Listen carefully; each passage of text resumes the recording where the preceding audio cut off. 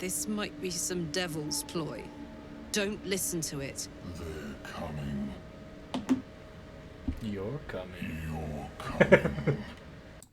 I believe Baldur's Gate 3 is one of the most impressive games in history. It's incredibly groundbreaking in so many different ways, and it constantly pushes the boundaries of what modern games are capable of. But Honor Mode is its own endeavor, meant to test your mental ability and your willingness to live, and I mean that literally. This is the truest form of a hardcore gaming experience I've ever had the honor of completing. If you're not familiar with Honor Mode, it's similar to hardcore in Minecraft, meaning if you die, it's over. Try again. And that's no small punishment, as the average playthrough for this game is about 60 hours. And that being said, I would absolutely not recommend this to any new players, as it's genuinely so challenging. The enemies have boosted stats, legendary resistances similar to how actual D&D functions. But being a huge fan of Baldur's Gate and D&D, my roommate and I decided to tackle the beast that was Honor Mode. And I'm now proud to say that we're part of a small minority of players that have the golden dice you get from completing this fatal task. It took us about 5 tries of run-throughs, which I estimated to be around 20 hours of time after failing and dying so many times. 5 doesn't seem like a lot, but it really is. Spending 4 to 5 plus hours each trying to make it through the goblin camp at the beginning of the game was really tough. And I'd say that the most deadly encounters in Honor Mode are the ones at the beginning, to prepare you for what's in store ahead. But I truly had so much fun with this challenge. It feels like these days a lot of the harder difficulties in most games is enemies have more hit points and you die quicker, which just prolongs combat and makes it more of a task than it is fun. But with Baldur's Gate, you can still hit hard in Honor Mode, but you can also still die quickly, making every encounter be a potentially fatal one, which adds to the excitement and the danger of dying, keeps you engaged. Instead of all enemies just becoming sponges and just absorbing way more damage, Honor Mode requires an immense amount of strategy and thought in planning out all the major fights, as all encounters can be deadly. But with that being said, a success in a combat encounter is all the more satisfying when you pull off what you were planning to do. The biggest piece of advice I could give to anyone that wants to try Honor Mode is to play the game on a different difficulty if you haven't already. The most important thing in Honor Mode is knowing what's coming and how to respond and plan for that.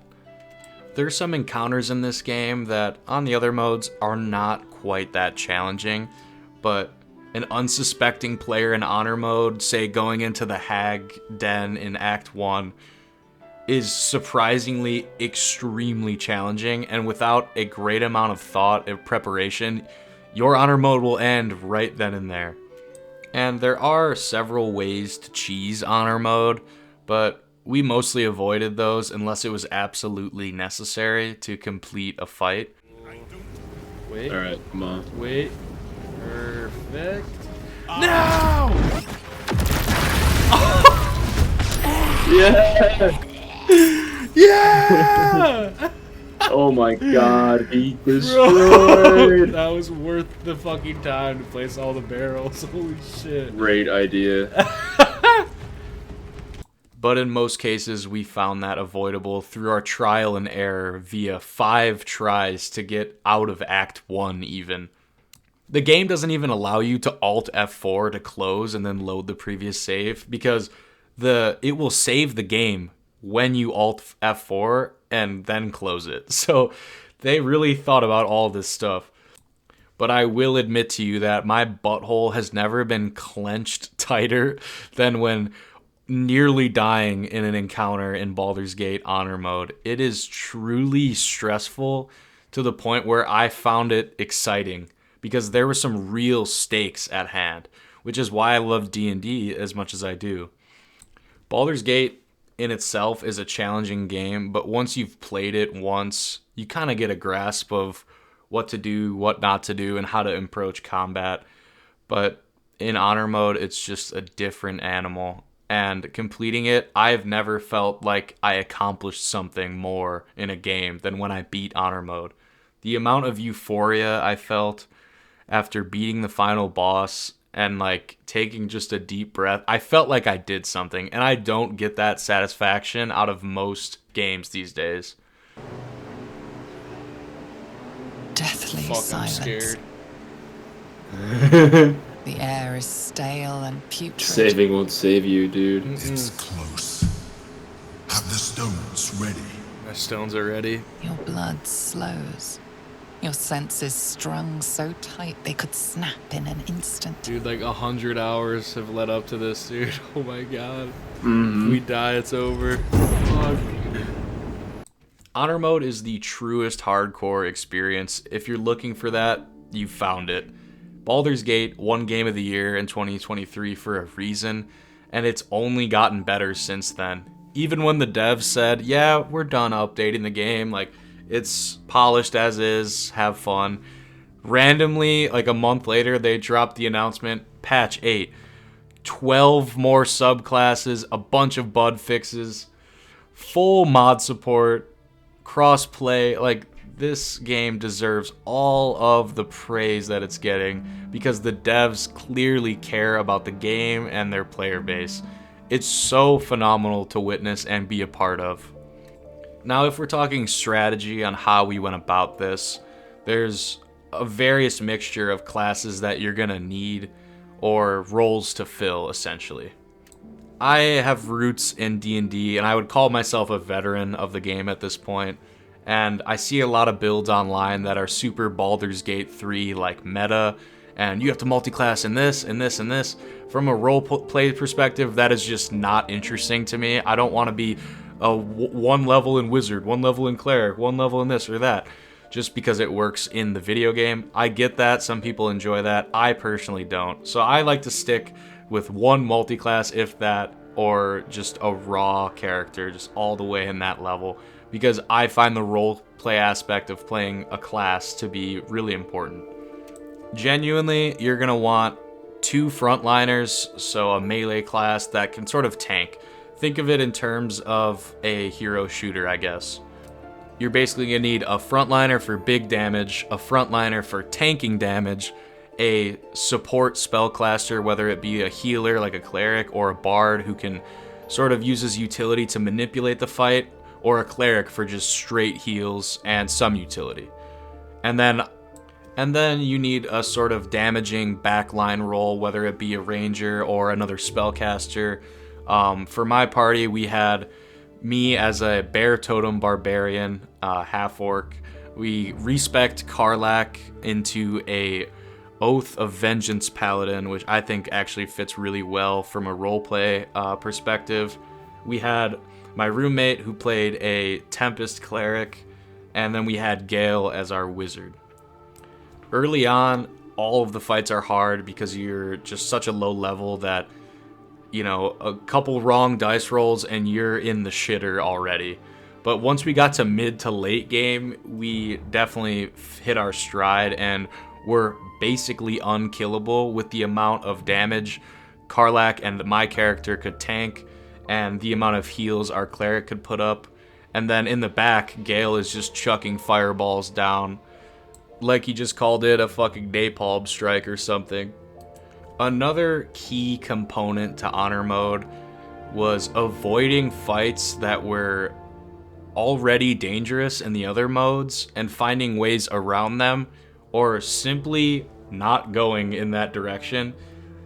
The game caps out your level at level 12, so it becomes unnecessary to seek out some side fights that may be integral to the story, but if you're already leveled up, there's no use in risking death when you're that far into the game. I will be getting into some spoilers, so if you haven't played the game yet, I would skip past this part. But we basically avoided Raphael. We avoided Ansur, the dragon underneath the city. Those are two notable ones that I knew were going to be real tough in honor mode, so we just flat out ignored them. We actually tried Ansur, but we almost got nuked into oblivion, and we just left the room and fled combat because death was almost certain at that point. Now, if you're interested to go over like the entire build and the items we used, leave that down in the comments. I'll make a video going over everything that we used if you're interested in that. Otherwise, just play the game and have fun, figure it out on your own. And that was genuinely one of the best parts of my experience, was learning from mistakes and learning, oh, wait, this level 2 spell that I never used on my other playthroughs is actually really good. Like, for example, Darkness. If you put the spell Darkness down and stand in it, you cannot be targeted by ranged attacks because you are not seen. And having enemies encroach the darkness and then leaving the darkness to hit them and then going right back in, I found to be such a useful tool, especially in the early game when your backliners have almost no health. And one bad hit could spell the end of your playthrough. It's useful magic missile. I was gonna do another chain lightning, but that's probably a better idea. 66 health. His magic missile is busted. I'm just doing full. Yeah, he's got it. This is it right here. Come on. Yeah! No. Yes! Come on! Come on! Fuck a bomb bag, dude. We don't need it. Oh. Honor mode, dude. Wow. Baldur's Gate. This is honestly the hardest thing I've ever done, like, in a video game. This complete honor mode, dude. That was. There's so many reasons that I love Baldur's Gate 3 and honor mode specifically that some of them I've mentioned in this video, but the experience itself was my favorite part. As dumb and simple as that may sound, going through this game that I love and having that constant fear of death hanging over you was truly special, as weird as that may sound. I have over 400 hours on this game. Okay, you see how many days? You want me to check right now? How do I check? Tell me how to check. Yes, I'll check right now. Go to home button, go to the controller icon, and go down to stats. How many days, bro? Just tell me. Not a lot, bro. 403. And the most beautiful part about it is I still haven't seen everything that's in this game. There are whole areas and rooms that I have never been to, and I've played through this game 3 times. There's certain characters that I didn't ally myself with, and certain areas I've literally never seen, which I think is just a testament to how great of a game this is. The replayability is nearly infinite. In just a few short years of this game's lifespan, it has already cemented itself in my Mount Rushmore of gaming. It's as influential to me as a game like Skyrim, a game that I was enamored with as a 12-year-old boy, and it's still one of my favorite games to date. And Baldur's Gate 3 hits a lot of those same marks for me. The immersion I faced playing this game only increased with the threat of constant death, and there's something to be said for that as well. I would truly recommend Honor Mode to anyone who loves this game, and I would absolutely not recommend it if you're looking for a narrative experience. I view this as more of a New Game Plus type of experience. But with that being said, the intricacies within this game are immense. The different choices you make have an actual impact, and I made a whole video about why I love Baldur's Gate so much. You can watch that here, but this was just, documenting my Honor Mode playthrough and how much I really respect the team at Larian Studios for making such a fantastic hardcore mode. I'm currently playing Jedi Survivor again, and I'm playing it on the hardest difficulty, just in my New Game Plus. And I noticed that a lot of the enemies just have a stupid amount of health, and I die from like 2 hits. Which, is just kind of frustrating at the end of the day. I have an actual lightsaber that does nothing, but I still love that game, but it made it clear to me of the difference in quality of the hardcore mode itself. Honor mode is a great in-between of struggle to survive while also doing cool stuff and feeling like you're an actual party of adventurers, and if you die, it is over. Like, over. You're dead. That's the end of the story. Have a good night. Type shit.